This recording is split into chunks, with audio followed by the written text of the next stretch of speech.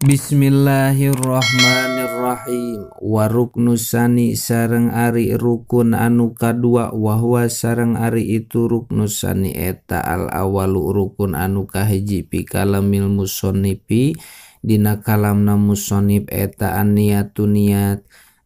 niatus tibahati sholati tegasna niat menta kemenangan migawe kana sholat au nahwiha atawa bangsana itu sholat. Mimma nyatana perkara taftakiru anu mika butuh non istibahatuhu menta kamenanganana itu ma ila toharotin kana suci katowapin sapertikeun towap wahamli mashapin sareng mawa Al-Qur'an wa sujudi tilawatin sareng sujud tilawah idil kalamu karena ari kalam al-ana ayeuna eta pi sihati tayamumi tetep dina sahna tayamum wa amama sareng anapon ari perkara yustabahu anu dimenangkeun bihi kalawan itu ma fasayati mangka eta tereh datang itu ma walau tayammama sareng lamum tayamum ieu mutayammim biniatil istibahati kalawan niat menta kamenangan donan kalawan nyangka anak hada sahu kana sanyana hadasna ieu mutayammim eta asgoru hadas leutik pabana tuluy jelas itu hadas akbaro halna hadas anu gede aw aksahu atawa sabalikna itu hadas soha mangkasah itu tayamum li anak mujibahuma karena sanyana anu ngawajibkeun kana itu asgor sareng akbar eta wahidun anu sahiji wa in ta'ammada sareng lamun ngahaja-haja ieu mutayammim lam yasiha mangka henteu sah ieu tayamum li tala ubihi karena ulin-ulinanana ieu lalaworana ieu mutayammim kana ibadah walau ajnaba sareng lamun junub ieu mutayammim pisaparihi dina nyabana itu mutayammim wa nasiya sareng poho itu mutayammim wa kana sareng kabuktosan itu mutayammim eta iya tayammamu tayamum itu mutayammim waktan dina waktu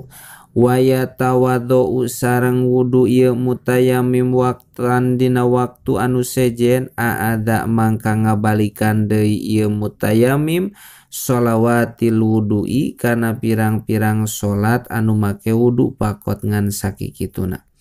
lima karena perkara marro anu parantos kalangkung itu ma walayak pisarang tecukup non niaturob hadasi asgori niat ngilangkeun hadas anu leutik au akbari atawa niat ngilangkeun hadas gede awit toharoti atawa niat susucian ahadihima tina salah sahijina itu asgor sareng akbar li anna tayammama karana sanyana tayamum eta layar paun tengilangkeun itu tayamum hu kana itu hadas walau nawa sareng lamun niat ieu mutayammim fardot tayamumi kana farduna tayamum au faradot toharoti atau niat fardu susuci awit tayammumal mafrudi awit tayamum atawa niat tayamum al mafrudo anu dipardukeun itu tayamum lam yakfi mangka teu cukup ieu nawa li anna tayammama karena sanyana tayamum eta laisa sanes itu tayamum eta maksudan anu dimaksud binapsihi dina datna itu tayamum wa inna mayuta sareng pastina dilakona naon bihi ieu tayamum an darurotin karena aya madarat pala yuj'alu mangka henteu dijadikeun ieu tayamum maksudan kana nu dimaksud bihila piludui kalawan perbeda wudu walihada sareng karena itu bihila pilwudui ustuhiba disunatkeun naon tajdidul wudui nganyar-nganyar wudu bihilapi tayamumi kalawan perbeda tayamum wajibu sareng wajib naon kornun niati ngabarengkeun niat bin nakli sarta mindahkeun tanda li anau karena sanyana itu naklu eta awalul arkani kawitanana pirang-pirang rukun wastidamatuha sareng wajib ngalanggengkeunana itu niat ila mashi syai'in nepi ka ngusa perkara minal wajhi anu tetep tina larai kama sapertikeun perkara fil minhaj anu tetep itu madina kitab al minhaj ka asli sapertikeun asalna itu minhaj. Palau azabat mangkalamun kosong ieu niat qoblal masih dina sampe mengusap lam yakfi mangka teu cukup ieu tayamum li ananakla karena sanyana mindahkeun taneuh wa ingkana sanajan kabuktosan itu naklu eta ruknan rukun bahwa mangka ari itu naklu eta ghairu maksudin henteu anu dimaksud pinapsihi dina datna itu pinapsihi dina datna itu naklu qala ngadau saha al Isnawi Imam Isnawi wal muttajahu sareng ari kaul anu diunggulkeun eta al iktifa'u ngalap cukup bistihdhariha ku ngahadirkeunana itu niat indahuma dina nalika itu naklu sareng mashu wa in azabat sareng lamun kosong ieu niat bainahuma antara itu naklu sareng mashu wa ta'lilur rafi'i sareng ari ngelatanana Imam Rafi'i eta yubhamu dipaham itu ta'lil hu kana itu iktifa wa hada sareng ari ieu iktifa eta huwa ari itu hada eta adz-dzahiru qaul anu dhahir wa ta'biru sareng ari ngaibaratkeun bil istidamati kana lapad istidamah eta jaro berjalan itu ta'bir alal ghalibi kana gagalibna li anna hadza zamana karena sanyana dina ieu zaman eta yasiru gampang ieu hadza zaman la ta'zubu anu teu kosong pihi dina ieu zaman naon aniatu niat goliban dina gagalibna walau dzoroba sareng lamun neulkeun ieu mutayammim biya daehi ku panangan duana ieu mutayammim ala basyarotim roatin kana kulit awewe tan kudu anu ngabatalkeun ieu mar'ah kana wudu wa alaiha sareng eta tetep luhureunana itu basyarotum roatin turobun ari taneuh pain mana mangka lamun nyegah ieu jalma iltiko al basyarotaini kana paantel kulit dua soha mangka sah naon tayammumuhu tayammumna itu mutayammim wa ila sareng lamun henteu manaa fala mangka henteu soha wa amma ma sareng anapun ari perkara yubahu anu dimenangkeun itu malahu pikeun mutayammim biniatihi kalawan nganiatanana itu ma fa inna wa mangka lamun niat ieu mutayammim istibahata faradin kana menta kameunangan fardu wa naflin sareng sunat